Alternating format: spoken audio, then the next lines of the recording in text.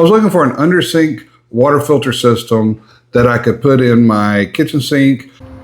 Just to show I know a little bit about water filter systems, this is a 9-stage system I've built for my corals I grow. The really nice thing about this is it looks good. I mean, you put this underneath your cabinet, it's all in one. All right, we're gonna go ahead and get the system prepared. Now, where your little faucet is over there, this is gonna be our RO line. Now, these have O-rings, double O-rings, and we just want to get them snug, and then we'll take our pliers, reach up in there, and just give them a little torque once we get them in. Now that we have our hoses connected, we're going to go ahead and hook up our little threaded pipe here. I want to stick it in this one because it's the biggest one first, and then slide these other hoses through.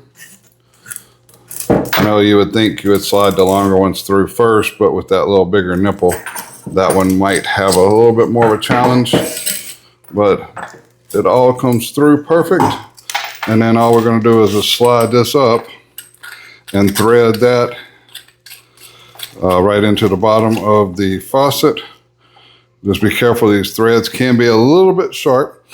And then we've got the O-ring that we need to slide up back over our hoses, just like we did our little threaded tailpiece. And this is going to make us a watertight seal so that any water that gets around the sink doesn't drain underneath the cabinet and cause the cabinet to rot out. All right, first thing we want to do is get our cold water and our hot water, and we want to shut off both of these valves. Now that we got the old faucet out, we just need to screw in this little splice adapter here. Now, if your sink is like mine and you already had the holes pre-drilled, you can just get one of these little plates to stick over it, and that'll cover all that up, make it nice and neat. Now, I like the way that these new faucets are. It's easier to show you up here. So we're going to slip this through the hole. Our rubber is going to go up to the top, and we'll have that metal split. This is split so it'll go around the hose, and then we screw it up, you know, pretty close as far as we can by hand. And then we can reach up in here with a Phillips screwdriver and tighten these down, which will actually tighten the faucet up.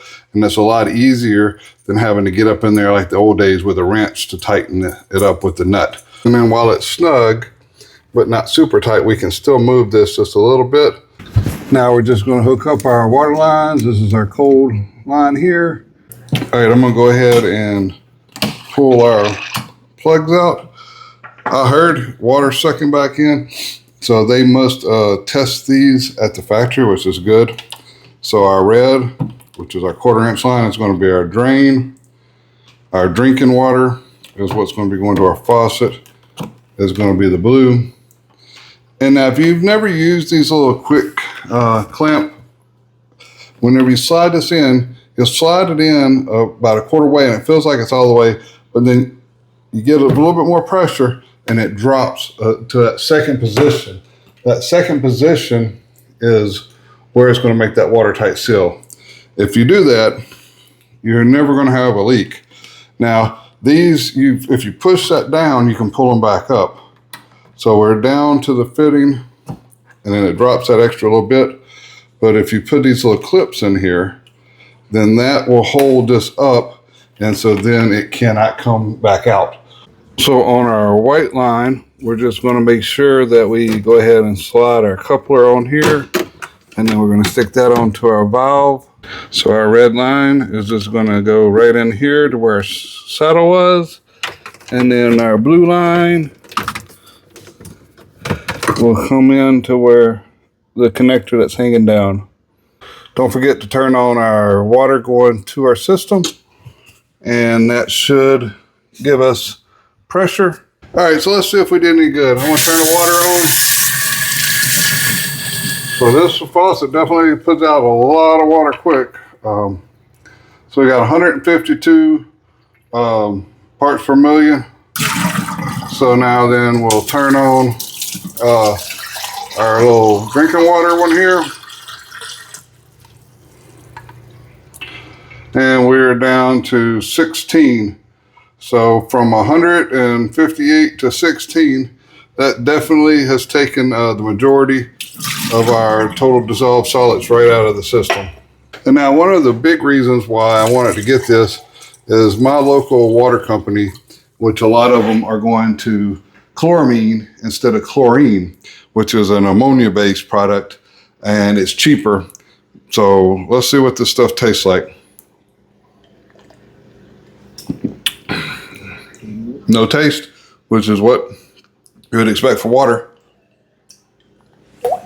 Now, I drink about 1 gallon to 2 gallons a day, and this thing is supposed to be able to put out about 1,500 gallons. So, you know, if you are using 5 gallons a day out of it, you know, it'll last you about a year. And then on the website, they have replacement filters, but typically the RO membranes last a long, long time, and you just need to replace those carbon filters.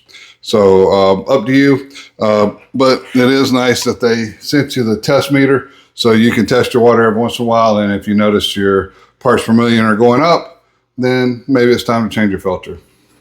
So check the link in the description. Be some codes down there. Go ahead and check them out if you're interested in getting your water system and seeing what kind of deals they got going on this week. All right, till next time, I hope everybody has a wonderful day.